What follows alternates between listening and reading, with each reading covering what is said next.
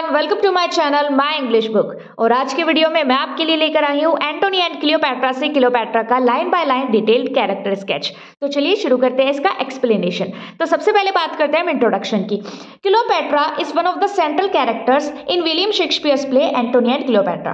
William Shakespeare के play Antony and Cleopatra में Cleopatra एक सेंट्रल कैरेक्टर है। उसका जो कैरेक्टर है वो कॉम्प्लेक्स है, मल्टीफेस्टेड है और प्ले में जितने भी इवेंट्स होते हैं उन सब में क्लियोपैट्रा एक खास भूमिका निभाती है।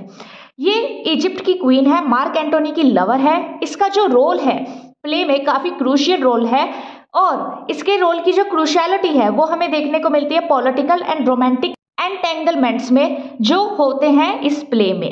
ये एक middle aged and dark lady है, बट फिर भी इसमें कुछ ऐसी बात है जो मार्क एंटोनी क्या करता है, इसको इतना ज़्यादा लव करता है और इसकी लव की वजह से उसकी जो पॉलिटिकल लाइफ है, उसका जो उसकी ड्यूटीज़ है वो उसमें कहीं ना कहीं फेल हो रहा है। तो इससे रिलेटेड एक कोट मेरे पास अवेलेबल था जो मैंने यहाँ पर लिखा है। अगर आपके पास भी ऐसा कोई और कोट हो जो फिट बैठता है इस सिचुएशन में तो आप उसको भी लिख सकते हैं, अदरवाइज आप इसका स्क्रीनशॉट लेकर के सेम यही भी लिख सकते हैं।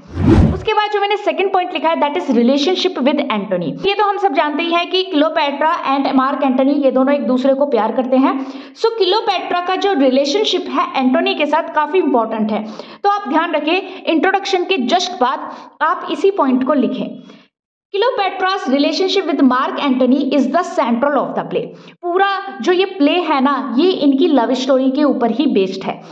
Their love is passionate. इनका जो लव है वो पैशनेट है, all consuming, transcending political alliances. However, it is also marked by jealousy, suspicious and moments of betrayal. हालांकि इनकी ये जो लव स्टोरी है इसमें jealousy, suspicious and कुछ betrayal के moments भी आते हैं। Cleopatra's influence over Antony is both source strength and vulnerability for him. देखिए, जो क्लियोपैट्रा का लव है मार्क एंटोनी के लिए, ये उसके लिए स्ट्रेंथ भी है और कहीं ना कहीं एंटोनी के डाउनफॉल का रीजन भी होता है। Third point which I wrote about Cleopatra that is attraction of Cleopatra. Cleopatra stunning है, ब्यूटीफुल है, एन्चेंटिक वुमेन है। उसका जो क्रिज्मा है एंड अल्योर है वो बिल्कुल भी छुपाए नहीं छुप सकता और उसमें कुछ ऐसी बात है कि मार्क एंटोनी क्या है उसकी तरफ खींचा चला जाता है। What was it in Cleopatra that captivates Antony? इसमें ऐसा क्या है, क्लियोपैट्रा में ऐसा क्या है जो एंटोनी को इसकी तरफ कैप्टिवेट यानी कि आकर्षित करता है। Antony finds himself flattered to Cleopatra. Antony खुद इस बात को महसूस करता है कि वो क्लियोपैट्रा की तरफ कमजोर पड़ता है, वो उसकी तरफ खींचा चला जाता है। रियलाइज करता है कि उनका जो रिलेशनशिप है, एंटोनी एंड क्लियोपैट्रा का जो रिलेशनशिप है, भले ही एंटोनी उसमें बंधा हुआ है लेकिन ये जो रिश्ता है ये उनके लिए हार्मफुल है, क्योंकि एंटोनी अपनी कंट्री को छोड़ करके अपने एक किंग के जो रूल्स होते हैं, किंग की जो रिस्पॉन्सिबिलिटीज होती हैं, उन सबको छोड़ करके क्लियोपैट्रा के पास वो रुका रहता है। तो यहाँ पर ये जो सिचुएशन है इनके लिए हार्मफुल होती चली जाती है। यहाँ पे मार्क एंटोनी ने क्लियोपैट्रा की खूबसूरती से रिलेटेड ये 3 लाइन कही थी जिनको मैंने यहाँ पर लिखा है। एज अ कोट मैंने इन लाइन्स को यहाँ पे यूज किया है। Next point which I wrote about her character that is a symbol of Egypt. ठीक है, क्लियोपैट्रा सिर्फ एक इंडिविजुअल कैरेक्टर नहीं है, वो क्या करते हैं, इजिप्ट को सिंबलाइज भी करती है। हर character embodies and exotic allure, decadence and mystery associated with Egypt in the eyes of Romans. I hope इतना आपको क्लियर है फ्रेंड्स। उसके बाद जो मैंने लिखा है that is passionate and emotional. Cleopatra is known for her intense emotion. Cleopatra जितनी खूबसूरत है उतने ही इंटेंस उसके इमोशंस भी हैं, वो पैशनेट नेचर की भी है। She is capable of great love and equally great anger. ठीक है, मतलब जितना प्यार से बातचीत करते हैं उतना ही इसके अंदर गुस्सा भी है। उसके जो इमोशंस है ऑफन डिकेट, कई बार उसके एक्शंस को बता देते हैं और वो कैसी बन जाती है, वॉलेटाइल वो बन जाती है। ओके, सो जो नेक्स्ट मैंने इंपॉर्टेंट पॉइंट लिखा है about her character that is a tragic queen.